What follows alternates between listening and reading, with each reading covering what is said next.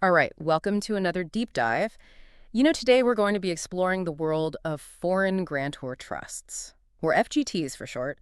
And I know what you're thinking. Trusts, taxes, international finance. It all sounds a bit dry, right? But trust me, this is way more interesting than it might sound at first, especially if you have family or, any financial ties across borders. It really is. Yeah. FGTs can be a really powerful tool for families that are just looking to kind of manage that wealth across generations. But like any powerful tool, it's important to understand how they work and what some of those potential pitfalls might be. Okay, so before we get ahead of ourselves here, let's just start with the basics. What is a foreign grantor trust? I mean, it kind of sounds like something out of a spy novel, but I'm guessing it's probably a little less glamorous than that. Well, you're not totally wrong about the international part, but let's break it down a bit. First off, what is a trust? A trust is simply a legal arrangement where one person, and this person's called the grantor or the settlor, puts assets, things like money or property, into the care of someone else. And that person's called the trustee. The trustee then manages those assets for the benefit of yet another person, the beneficiary. So it's like a three-way agreement with some very specific rules. Okay, so that's a trust in a nutshell. But what makes it a foreign grantor trust? Does it have to involve like a secret island hideaway or something? Not quite. The foreign part simply means that the trust itself is set up outside of the U.S. So picture this. You have a wealthy individual, let's say they live in Singapore, and they want to create a trust to benefit their grandchildren who live in the U.S. They could set up this trust in Singapore, put assets in, and voila, you have foreign grantor trust. Ah, okay, I'm starting to see the international connection here. But why is it called a grantor trust? I mean, what makes the grantor so special in this whole arrangement? Well, the grantor is the one who is really calling the shots, at least initially. They decide who the beneficiaries are, how the assets should be managed, and often even whether or not they can change their mind later on and take those assets back. But here's the really interesting part. The term foreign grantor trust is actually a U.S. tax term, even though it's designed for non-U.S. individuals. Wait, so we're talking about U.S. tax implications for a trust that exists outside of the U.S. That sounds pretty complicated. Why would the U.S. even care about a trust, say, in Singapore? It all comes down to those U.S. beneficiaries, those grandchildren in our example. Hmm. The U.S. tax code has some very specific rules for how these foreign trusts are taxed, and it can actually be surprisingly beneficial for those U.S. grandkids. In fact, that's often the whole point of setting up an FTT in the first place. Okay, now I'm really intrigued. So are you telling me that this Singaporean grandparent can set up a trust that potentially benefits their U.S. grandkids from a tax perspective? How does that work? That's the heart of it. During the lifetime of the grantor, remember, that's the person who set up the trust. The U.S. tax code essentially treats that trust as an extension of the grantor themselves. So the grantor is the one who is actually responsible for paying U.S. taxes on certain types of income that are generated by the trust. So it's not like the trust itself becomes like some sort of tax haven, Yeah. completely avoiding those U.S. taxes. Right. The trust will still be subject to U.S. taxes, but only on very specific types of income. For instance, if the trust earns dividends from, let's say, U.S. companies, those would typically be taxed.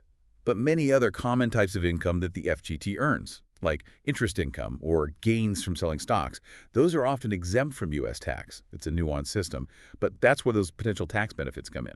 I see. So it's not necessarily about avoiding taxes altogether, but more about strategically structuring things to try to minimize that tax burden. But what about those U.S. grandkids? Where do they fit into this whole tax puzzle? This is where it gets really interesting.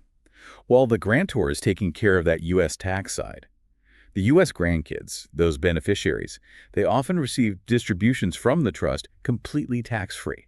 It's like a win-win situation, at least during the grantor's lifetime. Wow, tax-free distributions. That sounds amazing. But I have to imagine it's not quite that simple. There must be some catches, right? I mean, the IRS isn't exactly known for giving away freebies. You're right to be skeptical. There are definitely some nuances we need to consider. For example, there are two main ways to structure this type of trust: revocable and irrevocable, and each has its own tax implications. Okay, so it's like choosing between two different flavors of ice cream. They both might be delicious, but you've got to pick the one that suits your taste. So what's the difference between a revocable and an irrevocable trust in this context? Which one is like the rocky road and which one is the vanilla bean of the FGT world? I love that analogy. So with a revocable trust, the grantor, they retain the power to make changes.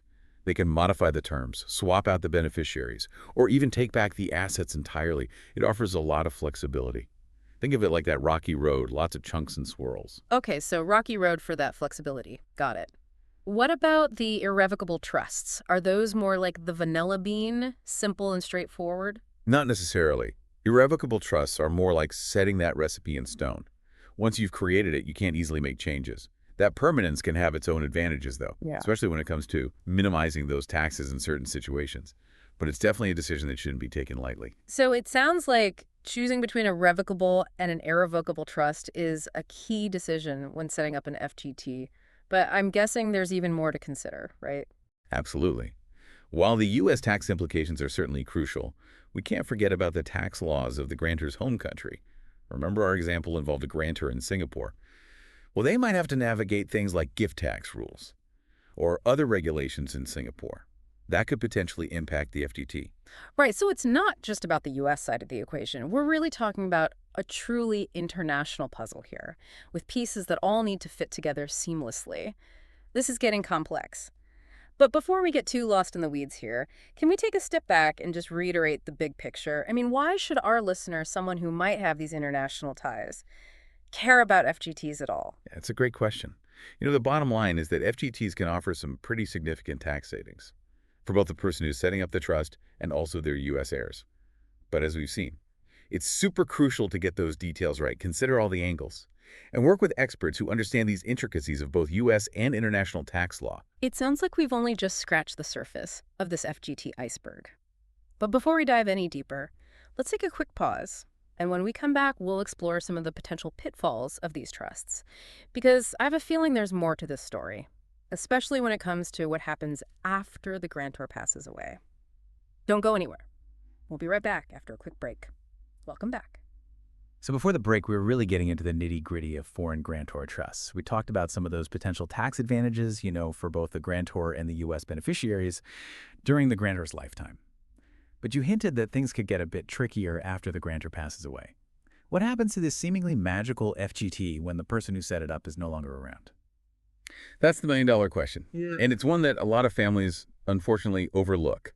See, when the grantor of an FGT passes away, the trust kind of undergoes this metamorphosis. It transforms from a foreign grantor trust into a foreign non-grantor trust, or an FNGT for short. And that seemingly small change, just dropping the grantor, can have a huge impact on the U.S. tax implications. Okay, so it's like the trust loses its special status. It's like it loses its diplomatic immunity in the eyes of the IRS or something. So what exactly changes when an FGT becomes an FNGT? And essentially, the FNGT loses many of those tax benefits that we were talking about earlier. It's no longer seen as like an extension of the grantor for tax purposes. Instead, it becomes subject to the U.S. tax rules for foreign trusts, which can be quite complex and, frankly, less favorable. So those tax-free distributions to the U.S. beneficiaries that we were just raving about, those are off the table. Not necessarily off the table, but the rules definitely change significantly. Distributions from an FNGT are generally taxed differently and potentially at higher rates than distributions from an FGT. It all kind of depends on the type of income and how the trust is structured.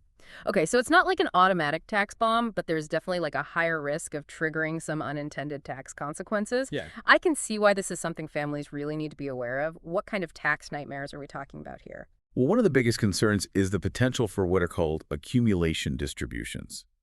If the FNGT accumulates income without distributing it to the beneficiaries regularly, those accumulated earnings can be subject to a pretty hefty tax bill when they are eventually distributed.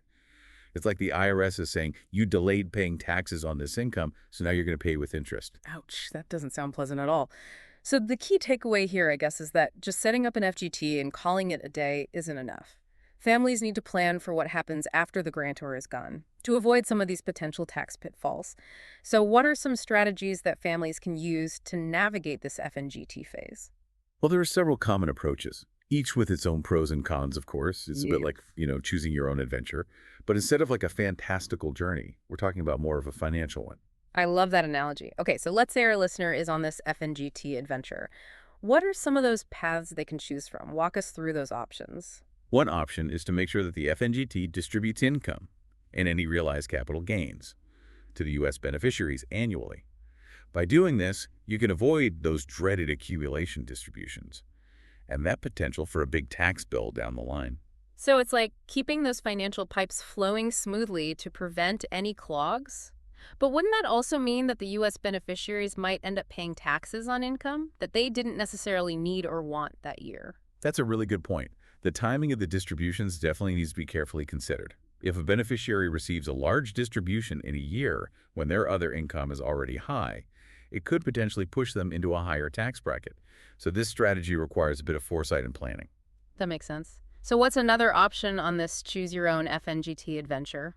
Another path involves setting up a U.S. resident trust to kind of act as an intermediary. The FNGT can then distribute its income to this U.S. trust, which then becomes the taxpayer, potentially shielding the ultimate beneficiary from some of that immediate tax liability. Okay, so it's like creating a buffer zone, a strategic layer between the FNGT and that U.S. beneficiary. What are the trade-offs with this approach? Well, the main downside is added complexity. Setting up and maintaining a separate U.S. trust involves costs and also administrative burdens. It's not a decision to be made lightly. Right, more moving parts means more potential for headaches down the road. All right, so what's another path on this FNGT adventure map? Another option is what's known as redomestication. This involves essentially bringing the trust back to the U.S., transforming it from an FNGT into a U.S. resident trust. By doing this, you kind of eliminate that foreign element and subject the trust to U.S. trust laws, which can sometimes be more favorable from a tax perspective. So it's like the trust is renouncing its foreign citizenship and getting a U.S. passport. But I imagine this redomestication process isn't exactly a walk in the park, is it? You're right to be cautious. Redomestication can be a complex and potentially costly process, often involving legal and administrative hurdles in both the U.S. and the original jurisdiction of the trust. So this is a path for those who are really committed to bringing that trust under that U.S. umbrella. What about our final option? What's behind door number 4 on this FNGT adventure? The final option is probably the most straightforward, but not always the most tax efficient. Terminating the FNGT soon after the grantor's death and distributing the assets directly to those beneficiaries. So this is like the rip off the Band-Aid approach. When does this strategy make sense? This path makes sense when simplicity and speed are really the priorities. It eliminates the complexities of managing an FNGT, and it gets that inheritance settled quickly. However, the trade-off is that the beneficiaries might face some immediate tax liabilities on those distributions. Right, so it's a balance between speed and potential tax optimization. I'm starting to see a pattern here. Each of these FNGT scenarios has its own unique advantages and disadvantages. There's really no one-size-fits-all solution. Exactly. It's kind of like choosing a hiking trail. Some trails are short and steep, others are long and winding. Some might even lead to those unexpected vistas. The best path really just depends on your goals, your risk tolerance, and the terrain you're navigating. What I find fascinating here is that we're essentially talking about managing a trust through time. We're not just setting it up and forgetting about it. We need to anticipate how the rules of the game might change and adapt our strategy accordingly. It's like playing 4D chess or something. That's a great way to put it. And that's precisely why working with experienced professionals who understand these complexities is so crucial. They can kind of act as your guide, helping you to navigate those twists and turns of this financial adventure, and ultimately choose the path that aligns best with your family's goals. It sounds like we've covered a lot of ground here, but I'm sure our listeners are still processing all of this information. Before we move on, can you just sum up the key takeaways from this FNGT adventure? Absolutely. The main takeaway is that while FGTs can offer those significant tax benefits during the grantor's lifetime, it's essential to plan for what happens after they pass away. That transition to an FNGT can trigger those unexpected tax consequences for U.S. beneficiaries. But as we've seen, there are strategies out there to mitigate those risks. The key is to be informed, be proactive, and seek expert advice. Don't let the FNGT become the monster under the bed of your estate plan. I love that. Okay, let's take a quick break to absorb all of this newfound wisdom. When we come back, we'll wrap up our deep dive into FGTs with some final thoughts and a question to leave our listeners pondering. Stay tuned.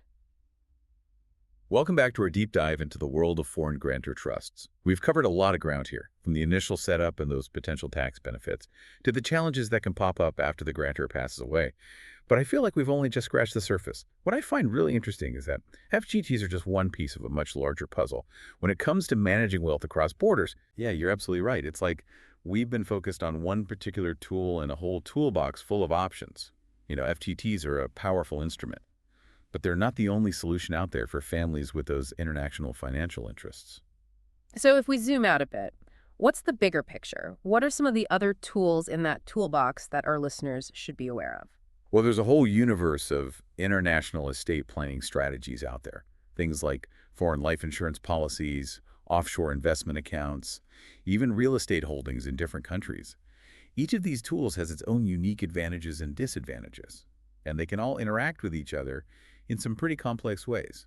It sounds like navigating this international financial landscape requires a really skilled navigator, someone who can really chart a course through all the potential storms and hidden reefs out there. Exactly.